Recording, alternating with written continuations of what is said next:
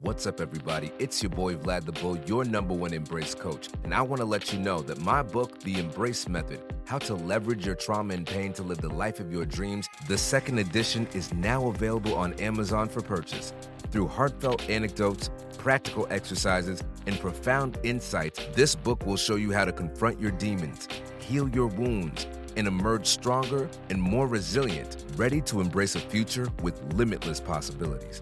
Remember, embracing your pain is the first step to transforming it into power. Be sure to get your copy today. And remember, embrace your struggles, embrace your successes, and most importantly, embrace yourself. Visit www.embracemethod.com to learn more about the Embrace Method book and the Embrace Framework.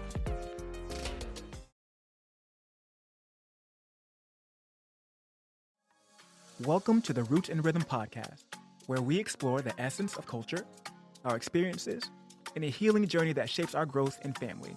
Through heartfelt stories about marriage, mental health, relationships, and parenting, we create a space where you can find connection, understanding, and inspiration. Join us as we explore the rhythms of life, one story at a time.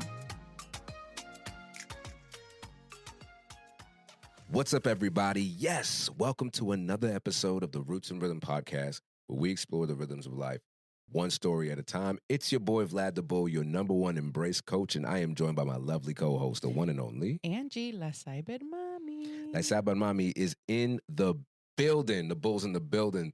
Sis, as always, we always check in and ask, what is going on? So what's new with you? What's new with me? It's the last week of summer camp. Okay. We got 3 more weeks with the baby girl at home, and then she starts kindergarten in September. Baby, when you said baby girl. Baby girl. Man, all my 90 Day Fiancé fans out there reminded me of Usman. Oh, I don't think I'm there yet. I'm trying to watch 90 Day Fiancé as time allows, but I'm like way behind, and you're like all caught up. You've watched all the remakes, the spin-offs, all the things. Mind you, we've been watching it, though, for like... Right, in real time. For like years. Julie was actually watching it before she met me, which I'm like, I didn't even think it went back that far. Mm-hmm. But there's this guy named Usman on there. And if you are a 90 Day fan, make sure you put that in the comments. But before you do anything, what do we like doing? Subscribe to our YouTube channel. Subscribe to the YouTube channel. Good job, Vlad. You did it that time. You're going to find the YouTube. Subscribe. Right there, subscribe. Make sure you like, comment, and subscribe. Share with a friend. Share with a friend. Share with your communities, because we want to make sure this content gets to more people. Yes. Right? But yeah, baby girl. Baby girl. So Usman, everybody he dates, he has an appetite for older white women. Oh. And he always calls everybody baby girl. So the other day on the show, they asked him to do a song on the spot. It's like a dating show for singles. And he was like, I love you, I love you, I love you. I love you, my baby girl Lisa, or whatever it was. I love you, my baby Kasiri. And where is he from? I think he's from Nigeria. Okay. And it was just the funniest thing, because everybody's a baby girl. There's a baby girl Lisa. There's a baby girl Kimbali. It's Kimbali. When you get that Kimbali. Is that Kimberly? It's Kimberly. It's the African Kimbali. Kimbali. Sometimes I find myself just saying it because the semblances in my, it just feels good. You know what I mean? I also want to give a shout out to the one and only, the one iota, Mr. Walton. You can't see him, but he's in the green room. That's the my man. Green room. That's her man's. He's here, my man's. We call him Mr. Ball in the house himself. Yes, sir. Yes, sir. Is in the building. Shout out to you, Wallace. What up, dude? Yeah. So I can't wait to dive into this topic today. This is going to be controversial, and it's going to be kingdom building. Yes. And so the reason we came up with this is I randomly saw a video. You know how ish just pops up. But pretty much it was like this woman, she just turned 100 years old. And they asked her what is like the secret to living that long. And she pretty much just said, never get married, never have kids. And I was like, ooh, Vladimir. Yikes. Yikes. Like, am I going down to an early grave because I made these life choices? So, yeah, so let's talk about it, Vlad. And we did find some research. Yale put out a whole study, and Vlad's going to dive into some research here. Yeah, let's dive into it, because this is the reason why we decided to make an episode about this was because once Angie said this to me, I was like, that is 100% bullshit. But if there's science behind it, I feel like we need to explore And it, it right? made sense to me. And again, I'm pro marriage, like I'm pro having someone to share your life with, but the research was kind of like, Compelling. ooh, It's compelling. if I didn't love Wallace, maybe. So let's break this down, okay? So this is a study right out of Yale University. And it's the title of the study is Why or Should Women Stay Single? Now, check out these stats, right? A number of studies report that single women tend to be healthier and less depressed, living longer than married women. Single women generally experience fewer stresses and compromises than married women. Furthermore, single women feel more empowered, enjoying greater personal autonomy and freedoms than married women, largely because they don't juggle the challenging multiple roles of work and home. Which, I'm like, time out. Unless you live at work and you live at home, because work is home and home is life, whether you're single or not, you're going to have to juggle home and Yeah, your but it's not whatever. it's not the same, Vlad. Okay, It's not the same, because again, and this is partly what women do, right? There's like this societal and things that we do to ourselves, like we have to perform, we have to be working mothers that are still like number one mom at home. We have to be employees that act, well, what's the saying? You have to act like you don't have a job, and you have to act like you're not a mom at work, because you're trying to do too much. But that's what's expected. Why? No idea. Just now, let me ask you society. this. Do you feel like that's a woman problem? Specifically, do you feel like that pertains to women only? Is that a hurdle that women have to jump over, having all those I think hats? so, because no one at work is like, oh, the working dad. No one's like, oh, he's a working dad. It's always like, she's a working mom. You know, so it's like you already think and you sympathize with another working mom because you know what she's going through. Oh, but Oh God. You didn't she didn't open it up. Okay, say that again. I want to hear you say that again, because I have a good About point that, we sympathize with working moms. Yeah, we do, because as a working mom, I sympathize with a working mom, because I know, like, you're trying to be the best at home, but then you're trying not to let work fall to the wayside, and then you're trying to be the best employee and not trying to have home fall to the wayside. And I've shared it before, like, I'm grateful where I work that they let me be a mom that works versus a working mom, because nothing at my job comes before my kids. So let me ask you this. How much time did you get for maternity leave? Well, thank you, state of Massachusetts. I got 5 months. You got 5 months. 20 weeks. Okay, and those 20 weeks, were those paid? Yes. Okay. You know how long a man gets? Oh, yeah. 4, maybe 8 if they're lucky.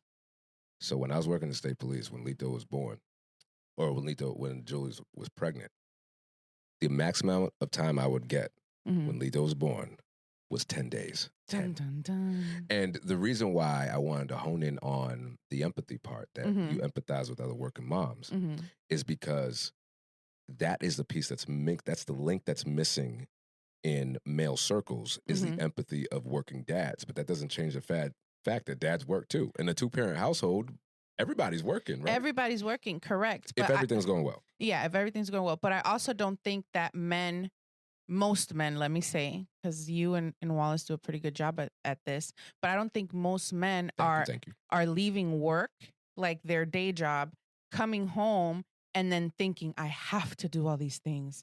That's how I come home from work. Like, I'm working, then I'm like, oh, and even at work, I'm thinking, okay, what am I making for dinner? Okay, did I wash that shirt that she needs for the field trip? Okay, is this done for this? Oh, she has an appointment coming up. That means I have to pick her up early, which means I have to finish this project before I get to leave. You know, so it's like all these, like Wallace calls them, tabs in my brain. And I feel like men, even the best dads, are focused on one thing, which is fine if that's how your brain works. But my brain doesn't work like that. Now, let me ask you this. All of those tabs that are open in your brain as a mom, were they open before you became a mom? There were tabs, but not this many tabs. Okay. And so here's what I want to bring our ladies in on the male side, because this is very important. And this is a conversation I've heard in your circles, as long as among many, many women. A man, and let's go on to the example of Wallace and I, because since you see this as great dads and husbands. A man who is driven, who wants a family, who wants a legacy to build, to leave, and to live, has those tabs open in his brain as early as somebody sees him as a man. So the reason why I asked you, when did those tabs start going off in your brain? A man who is driven by the concept of legacy will start planning for his funeral the day that he decides he wants to be a dad. So all those tabs are open all the time throughout life. And men don't get that break. They don't get the break of empathy. They don't get the break of brotherhood. In a lot of traditional male circles, men are only allotted, and they're only applauded, I should say, when they succeed. It's something that they can produce, right? And so when a man has a high-paying job, or a man has a high-powered job, or a man has a home, or he has things that he can prove to people that to other men, that's what we call male currency, right? When we have that currency, then yeah, we're able to, I don't know, maybe give ourselves a pat on the back, but that doesn't shut down any of those tabs, right?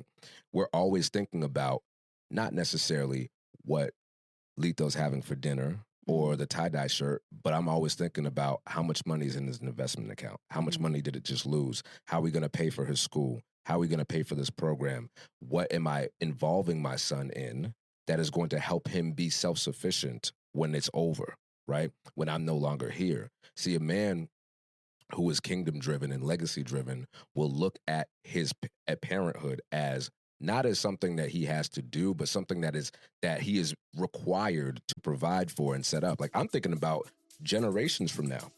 And so I'm glad that you brought that up. Hey everybody, it's your boy Vlad the Bull, your #1 embrace coach. Listen, I know that you are enjoying this Roots and Rhythm podcast episode, but I want to take a minute to talk to my fellas. Let's talk energy and vitality. If you've been feeling low, sluggish, or not quite yourself in the bedroom, it's time to check out the Natural E-Man. It's a powerful, all-natural men's supplement created by a good brother I trust, Dr. Quentin Cancel, someone I met in my men's group who's all about holistic health and real results. Trust me, I've seen the impact firsthand. So if you're ready to level up your energy, confidence, and performance, visit naturaleman.com and feel the difference. That's naturaleman.com. The link's in the show notes. All right, y'all, let's get back to the podcast.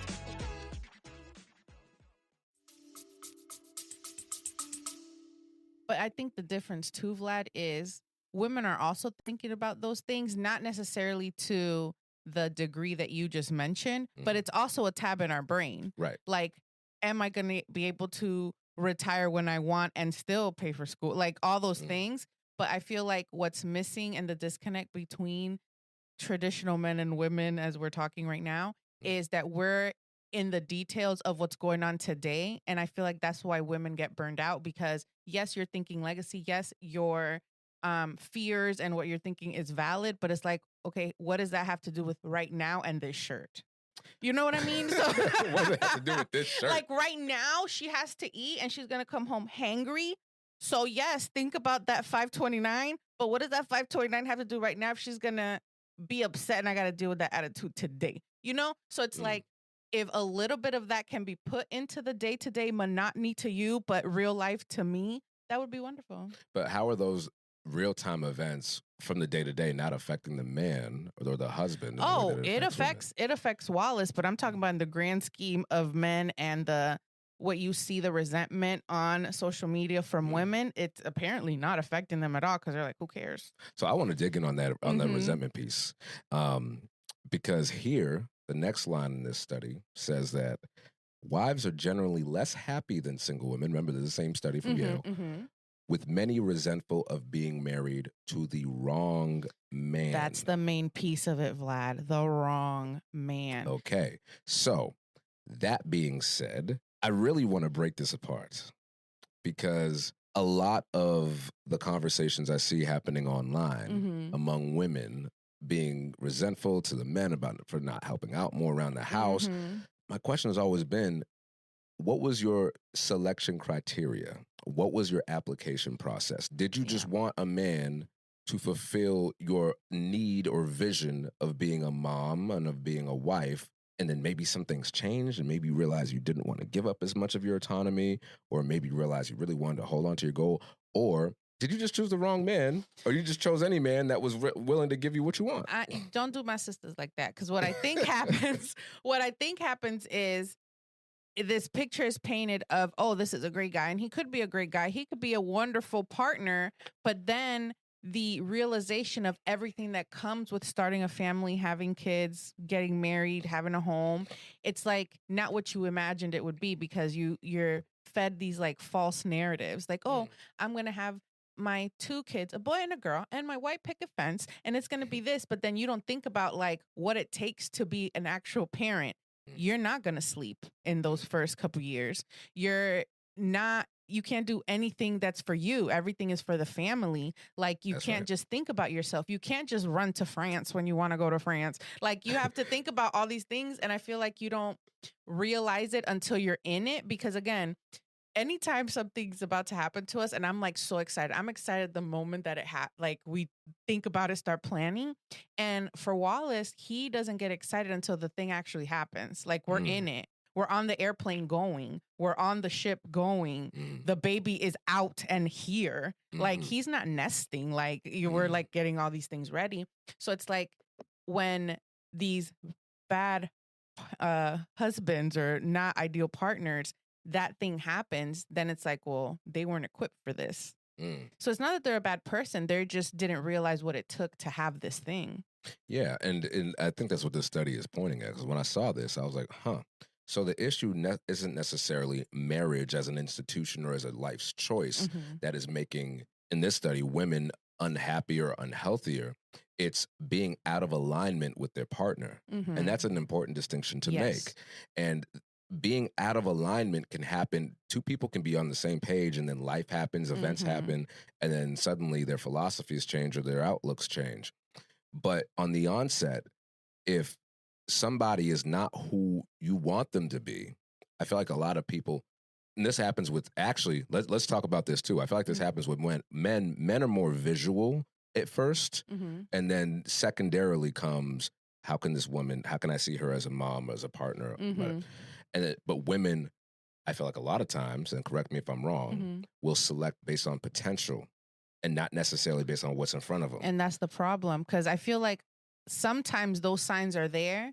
Like they've never been around kids. They hate actually being around kids. They just like the idea of, like you said, legacy, having my kids doing this, that they shouldn't have been parents in the first place. So women are far more likely to file for divorce and report feeling happier after ending their marriages. And such unhappiness is not limited to women being married to men. Women actually married to other women are more likely to divorce than males who are in same-sex couples.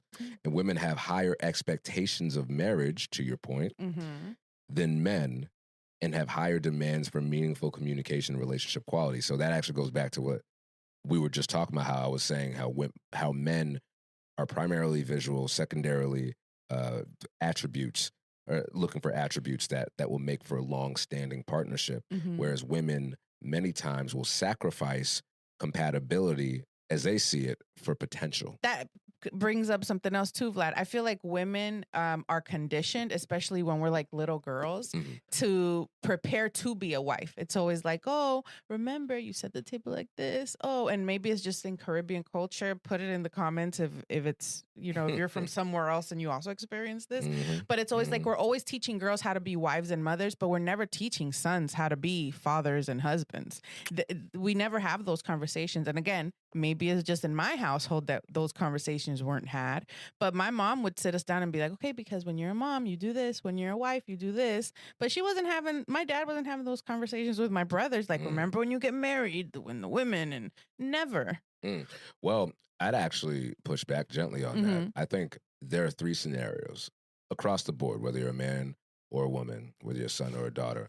There are scenarios in which a conversation is not being had and the expectations are being implied.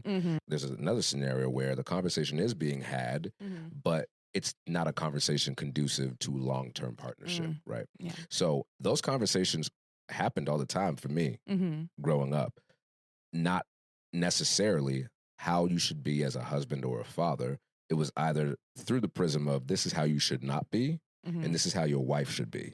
So especially in Caribbean culture, as men, we're constantly being coached on how our wives should be to us, and not how we should be to our wives. And Gotcha. that is problematic. So I think the conversation on a societal level is happening, but what we have as expectations for men and women in traditional relationships is skewed and outdated and not sustainable, right? And that's how people get into relationships where they're out of alignment from the onset. And so if we're talking about women dating and making marriage decisions based on potential, the potential that is for that husband, that prospective husband, to become the husband or father that they want them to be, then yeah, you are going to be unhappy. And so that's why when I heard the study, I was like, are you unhappy because you were wrong? Yeah, Or are you unhappy because it is wrong? Like, make it make sense. Yeah, and it always goes back to communication, right? It's like, okay, you met this person, like you said, most women go from potential versus what they actually see, especially depending on how young they were, because you're not going to meet your 6'5" basketball millionaire, whatever women these days want, when you're 19. Don't even get me started on that, dude. You know? Don't even get me started on that. I know. Sorry, short king. Well, here's the thing. I think it's a joke. Me and my cousin Steve joke about it all the time. Women's expectations for men in 2025, 6 feet, big, you know what, 6 figures, all this stuff. But what you gonna do? Yeah, it's like, what are you bringing to the table? Yeah, no, exactly. Like, so you want me to grow 7 inches? You want me to grow 7 figures? But you just gotta sit there and look cute? No. We ain't got time for that. Yeah, no, that's funny. Go ahead. Here's another piece. Women's expectations, again, same study, women's expectations of marriage can be hard to satisfy, increasing the risk of disappointment and questions about whether marriage was the right decision. Ooh, that is so good. Okay, let's pick that apart. But in many instances, husbands are unaware of the wife's dissatisfaction. Communication, Vlad. Communication. Consequently, husbands are more likely than wives to be surprised by requests for divorce. So what that tells me is folks don't communicate. They don't talk. People don't because talk. let me tell you. Oh, God. Let Here me we go. tell you. That side better mommy is about to preach. There will never be a time in my life when I'm not happy with something that I'm not going to say that I'm unhappy. Okay. Like, but how? Why would I sit in that uncomfort? So how? Okay, so you will say it. Like if you got a problem with Wallace, you'll tell Wallace you got a problem with Wallace. If I got a problem with anyone, you will know, because in my mind, you got 48 hours to tell me if I did something to you, because after that, I'm oblivious. And why wouldn't you tell me that you have a problem with something I did or said? Wait, 48 hours. You got 48 hours. If you bring something up to me and it's from 3 months ago, I'm going to be like, bro, you should have brought it up 3 months ago. I'm over it. We're moving past this. Okay. All right. I was going to ask you, what's the consequence if somebody brings it up after the 42 hour period? It depends. I mean, obviously I'm going to hear you out if I care about you, but I'm going to be like, well, why didn't you bring it up 3 months ago? Like, that's going to be my first question, because you've been living with this bitterness, just anger towards me, and I'm just home chilling, dancing with the girls. Like, bring it up. Like, now you're like, I don't know. It's just so wild to me. But anyway, so I'm gonna bring it up, and Wallace knows I'm gonna bring it up, and it'll be like, and Wallace is big on, I need time to think about this, but then obviously I'm respecting you because you need time, but in my inside I'm boiling because I need to talk about it because I feel wronged. But yeah, communicate. Just let the person know. And then they're like surprised, but can we be upset that they're surprised when it hasn't been brought up? Now, if you're bringing it up and then they're like, I'm so surprised. No, you're choosing that at this point. So why are you surprised that the marriage is falling apart or whatever, if it was communicated? Yeah. And I think actually there's a point I wanted to bring up as well.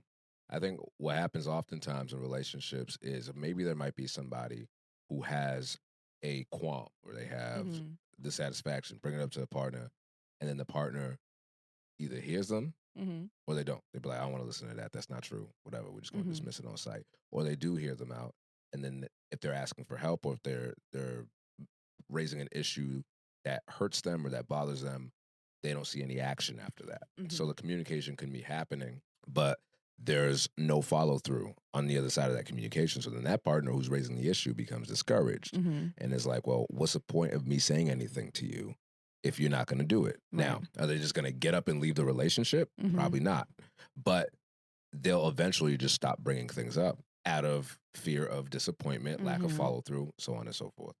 So, And that's why it's important to go through these things before you decide to get married. Like, I feel like there's so many scenarios that you need to see your partner, potential spouse go through before you get married, just to see like how they would react, they would treat you in that situation before you decide to even commit your life to them. One thing, it's funny, but it's not. Like, how would they react with slow internet? oh my God. Like, we were are talking they- about this in the 90s episode. Yeah, right. Are they patient? Are they like freaking out? Are they, these bouts of anger because the internet's slow? Like, be for real. Like, how would they handle like someone that's sick in their family? You know what I mean? Like, how do they go through that? How do they process that grief or, losing someone in their family? How do they process that? Just anything where it takes you out of character, or it could take you out of character depending on the situation. I'm trying to think of another example. Like, if a waiter or someone gets an order wrong, like there's people that go nuts over little things like this. It's like, would you want to be with someone like that? Or you tell them about these feelings you're having about something they did, and then they do dismiss it and they keep dismissing it. They don't hear your side.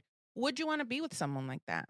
That's why I think a lot of the times the red flags are there, but we have these rose-colored glasses that it's like, oh, it's just one time. Or that's actually their whole personality, but you're not seeing it because you're in love, And I think that adds to the broader conversation about marital dissatisfaction, right? So if we're talking about this study that suggests that women, and it focuses on women. Yeah. I think there are probably other studies on men that we could find, but that women are generally healthier, happier, more prosperous, more autonomous, being in a relationship or having not been in a relationship at all. To me, flies in the face of all of the studies that promote us as social beings and that we need to be around people. Now, can you get the same? You can still have and derive satisfaction and a sense of community and belonging from people that are not necessarily romantically connected to you. But as a married woman, let's flip this on its head. What do you feel are the marked benefits, things that add to your life, being a married woman and a mother? I would say that emotional support is constantly there. Someone to share all the good and bad with. There's always someone there, again, in a healthy relationship. There's always someone there that you could like bounce ideas off of. And Wallace supports all my dreams. So it's like when I get that dream, again, because I still don't know what I want to be when I grow up, like he'll be there to support it, and I know that he will. So it's good to have someone there to do all those things. And then the kids, they drive me nuts and they run me ragged, but I couldn't imagine not having them. I don't think all of my joy and fulfillment comes from them. So I don't want anyone to think that. And don't be out here having kids because you feel like you're an empty person, because that's not fair to them, putting all that on your kids. Like they're only there because you want to fill a void. They don't do that for me. Yes, it's great that they're there. I love them. Like you said, legacy building. But I'm happy as me by myself, and they just bring, it's like the icing on the cake. And like to your point, I feel like if I didn't have kids or a spouse, I would have like the same love and support just in other things, because I'd have time to find other things. I think that's why the study says that when married women are less happy or whatever, is because they don't have time.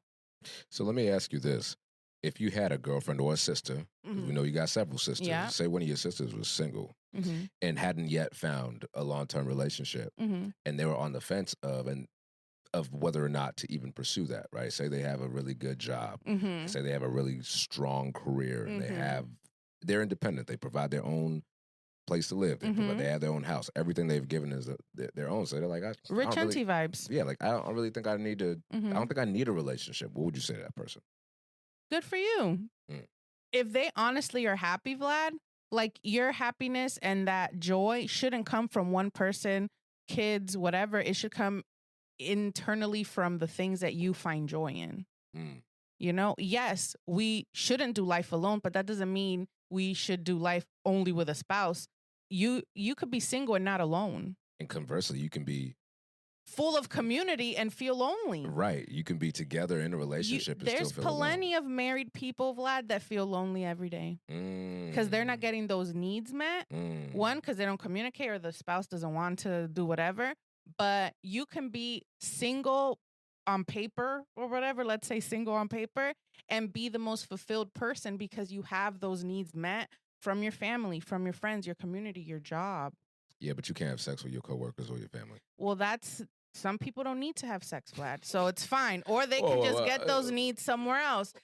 This episode isn't about sex. This episode is about, are women better married or not? Who's saying those needs are met just because they're, again, single on paper? Okay. Just real side note. Are we really saying that people do not need to have sex? Vlad, again, this episode isn't about sex, but there's a lot of people that are asexual. They don't have the desire to have sex. I know that's different though than people who select not to. Either way, it's not even about physical. But right. the reason why I'm saying that, right, is because this study, I feel like, is making a case against or for women to decide not to get into intimate relationships, right? I don't think it's pushing that. I think it's just presenting the facts, the studies of the women that they interviewed, whatever. Reported. The women that reported all this. It's right. Reporting into it. But to me, I see why. Because again, if I was a single person, I only have to worry about myself. I have all the time in the world because I can do what I want. I'd be in the gym every day 24/7 because I have the time. I'd be researching and having money because I'm not paying for daycare. I'm not paying for someone else. It's only my needs. I'd have the money to hire a private chef to cook me healthy meals. I think we're getting a little bit of a bird's eye view into La Saber Mami's brain. What do you mean? Space. Like, wait, why are they happy? No, I'm like, damn, that's a lot of those. All those things sound good. So they make sense. Yeah. Again, I love Wallace. I love the girls, but if they weren't there, I will find fulfillment in other things. Is what I'm saying, and I understand. To me, Angie Thomas, I don't think that I need those things because, again, I made my choices and I'm very happy with my decisions. I don't think I'm unhappier than I was single. I think I'm happier. So I think it also depends on the actual person. Yo, check the. Okay. More facts. This is crazy. Okay, there are two things I want to break apart here. Number one, this study says, in general, husbands have not demonstrated willingness to increase their relatively low contributions to housework and childcare. Facts. Pause there. I want to come back to that because that is incredible. That is an incredibly emphatic statement. But here's this.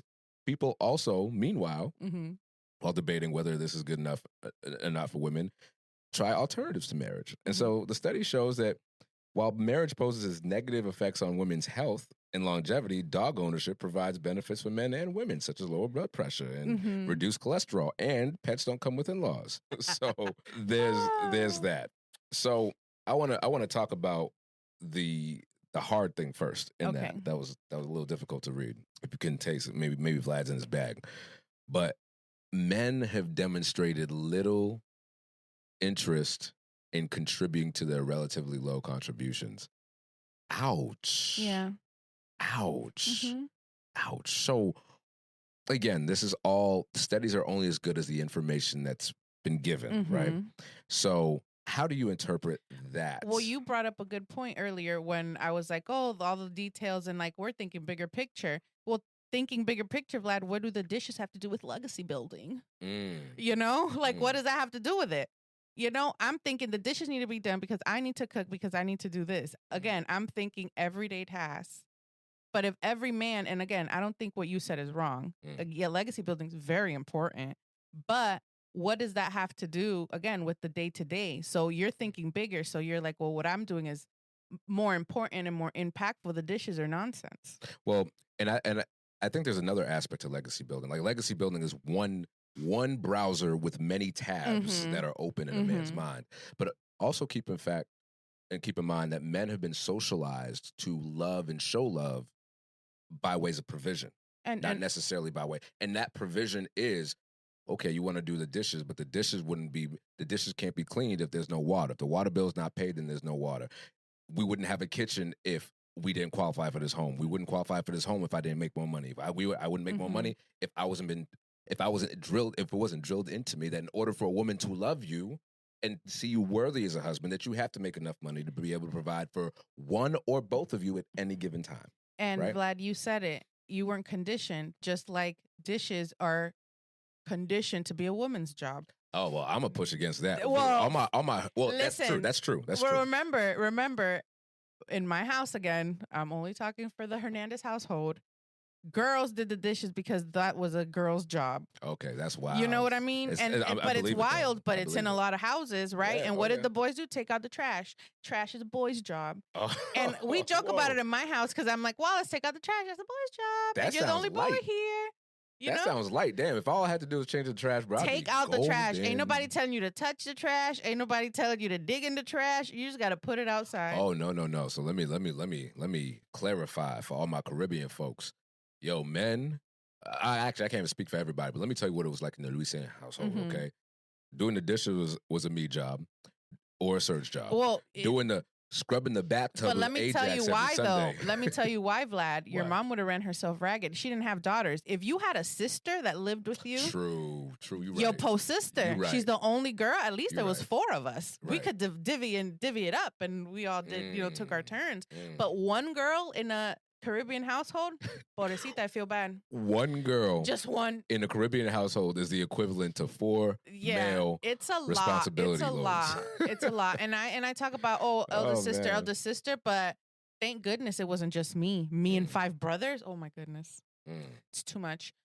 So we're conditioned to think, again, Caribbean household, that's a woman's job. Not in your case because you only had boys in your house. So who else is going to help your mom? I think she did a great job, teaching you guys that. But what did your mom even tell you? That you have to marry who? Have to marry a woman that will do all the things that I'm teaching you to do, and not and not expect a woman to do. Mm-hmm. So I'm like, right. So make it make sense. Can you repeat the part with the things? Carry the one, yeah. That's a Simpsons reference. If anybody wanted to know, can you repeat the part with the things?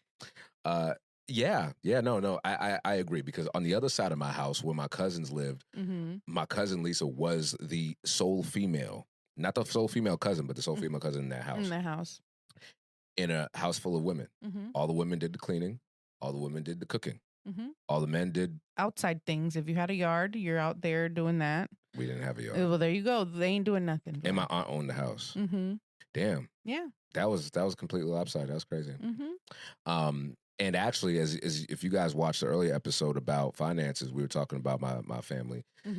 The reason why things fell apart was because my aunt was expected to do all of that plus own the house, and she's like, "Wait, time out, wait, that's not what's written in the societal code. I'm not supposed to own anything or manage anybody. Like I'll do the cooking and the cleaning, and I'll whatever. I'll make this a homely home and all that. But yeah, you can't ask me to own anything. That's a man's job. So yeah, to that point." I feel like this study is itching me, man. It makes me itch. It makes me itch because, but to that point, I do think that there's credence to women feeling dissatisfied. Now, let me keep it a buck. It's not like I don't see this. Right. We see it in the people that we know. We see it online. People at work that share, information.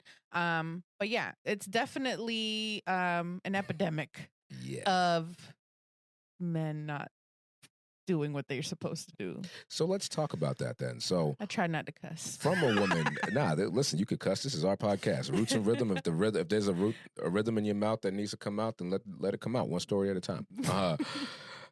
So let's talk about that now. Moving forward. Yes. What do women need? These women in the study. What do these women in this study who are ragged, who are tired of being let down, what do they need men to do and to be in order for the study to be redrawn years from now and for the outcomes to be better? I think women need men to open their eyes and see what needs to be done around the house. It's like, why do I need to make you a list? Make me a list of what you want me to do around here, like a honey-do list. Open your eyes. Like, literally, you see the writing's on the wall, what needs to be done. But is that a male trait or is that just a person trait? Because it's not always the same. Well, right now we're talking about the women in this study. Okay, so I think the women in the Okay. study need their gentlemen or female partners, apparently, to gentlewomen to open their eyes and see what needs to be done. And just do. Don't ask, just do. If you see that something needs to be done, do it. Don't wait for recognition or for a pat on the back. Like, way to go. You also live here. Why wouldn't you want it to look nice? You know what I mean? Okay. So I think they need that. I think they need to be appreciated for all the multiple hats that they're wearing. Because if they're also working and then they're home working, so now it's like you want me to be a housewife and bring money in to the home. So I'm doing it all. So if I'm doing both, why can't you help and do both? Then we're both doing a little bit less. But check this out though. Like we said, many men are conditioned to provide, to show love through provision. But I'm providing too. Right. I think, and in that scenario, everybody's providing something else, right? But what if the man who's provisionally driven is working at home, or is working during the day, and then comes home, or doesn't come home because he's working even more to keep the life, in order for the family unit to stay together financially? So he has 2 jobs. He might have 2 jobs, or, I'm a former law enforcement. He might be working hours upon hours of details every day so that we can live on the block that you see the white picket fence on, or that we can have the car that you feel comfortable driving because you don't feel like driving a hoopty or something that's older. Yeah. So what about those men who are multitasking and don't feel that they have the capacity or the need to see these things when they're spending most of their time out at home? So you even said, Vlad, that a lot of the men, the law enforcement men, they were working those details to avoid being home. Granted, the house can be big, that's fine, but now you're missing out on helping me around the house. You're missing out on spending time with your kids. So we have this huge, beautiful home with no love in it. I'd rather be in a shack where we all like each other. Well, and that's a guy. I agree with that. So there is a number of men that I've worked with in law enforcement that married women who'd had no desire or any intention of having their own career. They wanted to be homemakers. And I think that's crazy. I think, whatever. I think even if you don't have a career in your mind, get a hobby that'll keep you busy and fulfilled, please, for the love of everybody around you. Yeah. But what didn't make sense to me, Angie, was that there were men who had those partners who were then getting divorced because they were never home. And so my problem with that was, okay, my fair lady, you married a man who you knew was the breadwinner and you expected him to be the breadwinner. And then you had a lifestyle that you wanted to maintain. And then you wanted that lifestyle at all costs, but you had no plans to provide any financial resources. Your main goal was to be a traditional wife, not work, be the homemaker. But now you're burnt out because you're doing all the child rearing. You're doing all the homemaking. Your husband's not home because he has to work, and you resent him because he's working all the time and not spending time with his family, but he has to in order for his family to be here. So I'm like, both of y'all didn't talk and clearly did not plan or think. It wasn't what she expected. Right. And that's the thing. So it's like, just like the flip that we were talking about, these men that get into marriages, have kids, and the kids and all the things that come with kids, they weren't expecting it.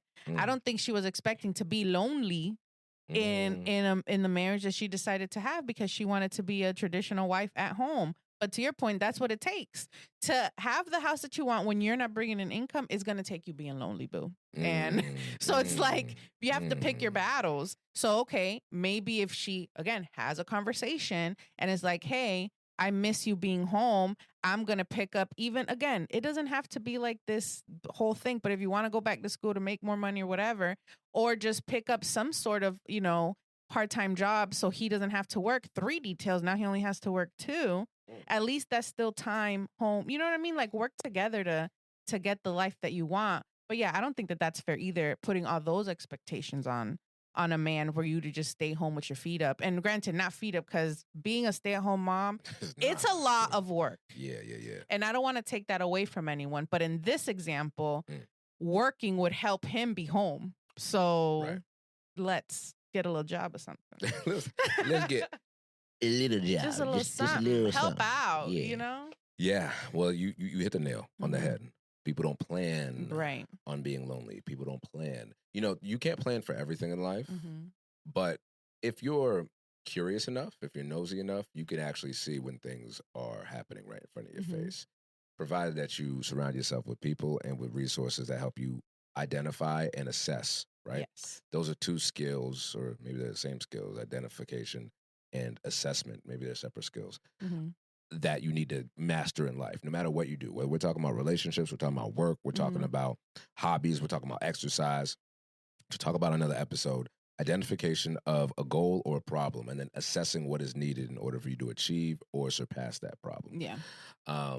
Or goal. Mm-hmm. So there's some things, dog, that I don't think the beef is not between men and women. No. I think if anything, this study shows that the beef is with society. The beef is with messaging. The beef is with what are we raising our boys and girls to think? Facts. What are we raising our boys and girls to expect in relationships? That's where things are falling apart. Because if men are told that the only way they can provide anything, contribute to a relationship, is to work, they're going to be told, they're going to be focused on that. And then they're not going to be raised to be attuned with their partner's feelings because they didn't think that was part of the package. They're like, yo, listen, I make the 6 figures. I'm 7 feet tall. Whatever. You know what I mean? Like, leave me alone. I wore stilts today. You know what I'm saying? But then again, if women are told, well, a happy wife is a happy life. A happy home is a happy this. And then everything's got to be nice and cute and cuddly and presentable. Then men's like, cool, I don't need to be part of any of that, and everybody's gonna be disappointed. So I think our beef really is with society, and it changes with having conversations like this that are not necessarily easy to have, but are necessary to have, because we can't keep missing each other.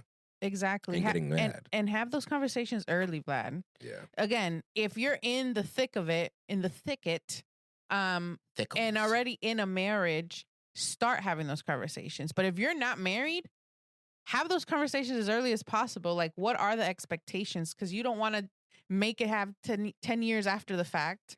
And then you're still wondering, well, what about this? No. Then you were like wasting time. And then people stay because they're like, well, I already invested 10 years. No. Have the conversations. And I like to say happy spouse, happy house. Happy house, happy spouse. Happy me, happy we. That's what happy me, happy we. That's cute. Yeah, happy me, happy we. Because, at the end of the day, man, whether you are heterosexual, homosexual, it doesn't really matter. If you're, I am a strong believer in that we are social creatures and that we need relationships of different types. Every relationship, every bond serves something different. Like, I'm not going to get what I can get from Julie from my prayer partners. I'm not going to get what my prayer partners from Julie and so on and so forth, or my cousins or friends and things of that nature. But I like that, Vlad, because you shouldn't expect to get all your happiness from one person. Right. You need a diversified portfolio, and you need a diversified friend group. Right. Friend, spouse, whatever. It needs to be diversified. Like you said, you don't get the same thing from Julie, from us, from your prayer partners. You have to diversify because, again, what happens if that person... One, you're smothering them. If you're only getting your happiness from one person, smother. 2, and if that person goes away, decides to leave you, passes away, God forbid, then what? Your life is over. Right. But it shouldn't be. It shouldn't have to be. But yeah. And that's another conversation for another day. But the same could be said about parental relationships as well. Yes. Cut the cord. Yeah. It is our job to raise these kids. It's not our job to be everything for these kids. Because eventually, if we are everything... we all gonna die. Yep. We're all gonna go. Like, and I think that's the way that I was having this conversation with my boy Manny the other day, how men see their sons differently than mothers see their sons. And you and I talked about this in an earlier episode about how mothers see the baby. Oh my God, that's my baby boy. And you're like, the world. Yeah. Gotta be strong. But the world gonna kill you, boy. Yeah. If I don't first. Nah, but seriously though. But yeah, they're still little. They are. They're little. But we do know that there is, again, legacy-minded, right? When I'm gone, will you know how to be without me? Yeah. It's already going to be hard. Losing a parent is not something I've experienced yet. But I dread the day that I do. Yeah. But I can rejoice in the fact that my parents gave me enough. Not everything that I needed or wanted, but they gave me enough. The best they could. The best that they could.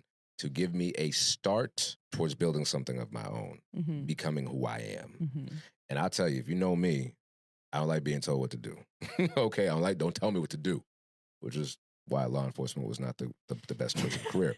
But I got that primarily from my mother. Yeah. Right. And so that being said, as we wrap up this conversation, listen, we can go back and forth about it all day about whether women benefit or do not benefit from being in intimate relationships. Particularly, we focus on this Yale study with men. But I would implore that if you are a woman listening to this podcast or you're a man listening to this podcast, brother, do the research. Like we just did this Yale study research, okay? Do the research. Study your partner. Study yourself. Yep. Study what you want. Study what is good for you. Understand that if you're going to a relationship, it's going to be incumbent on you to teach your partner how to love you. You should have standards. Yep. We should not be in 2025 willy-nilly in it, hoping for the best. Don't nobody got time for that. Hope is great, but execution is worship. Please do the research. And don't settle for a relationship that you know is beneath you or a situation that you know is beneath you and then be mad because that you're disappointed later. Like, have some standards. Damn. And you won't be unhappy. There are so many competing factors, Angie, that'll throw you out of alignment with your partner. But if you're in alignment from the get-go, the elements will come, and your house is built on stones, not sand, and it'll withstand the elements. What you got to say? I can't even add anything to that, Vlad, because your conviction is showing. You're very passionate about this. But I would just say, I feel like we say it every episode because it's like the foundation of everything. Communicate. People aren't mind readers. If you don't say what you need, the needs won't be met, and then the resentment comes, the anger comes, and it's 10 years, and where are we? Communicate. Set those expectations. Set those boundaries. If there's a boundary, set it up so we know. But again, if people don't know, we can't get upset. So final thought. I'm leave this final thought with you. Final thought, because in respect of everything we spoke about today, where do you stand on the topic? Do women benefit, or do they benefit from being in a relationship? Is that something that you feel that you would suggest to the love of your life, who is a woman, to pursue, or do you think it's not worth it? Again, I think it depends person by person. Me, Angie, I need Wallace. People are like, oh, you don't need no man. I do need mine. He's great. But again, if a person feels that they don't need that romantic relationship and rather be single, like chosen to be single, good for them. But again, please have a community around you so you're not feeling lonely, even though you are alone, relationship-wise. That's it, yo. That's it. Listen, if you love what you hear, we had a lot of great, important conversations. We were going back and forth. We're like, Aria, I want to fight. But respectfully. Yes. This is the type of discourse that I hope that we encourage for you to have in your communities and your spheres of influence. As you know it all the time, if you like what you hear, like and subscribe. Make sure you check out our affiliate links in the bottom of this video and attach to this podcast if you're listening to the audio podcast. It's your boy, Vlad the Bull, your #1 embrace coach. And Angie, La Cyber Mommy. We out of here. Stay rooted. We'll see y'all in the next one. Thank you for listening to the Roots and Rhythm podcast. Make sure you like, comment, and subscribe so you can stay notified for all our updates, including new episodes. Until next time, y'all, stay rooted. This watch, so it's counting my steps. It's pretty cool, but I need new tennis shoes, Vlad. I've had my tennis shoes since probably before Lana was born.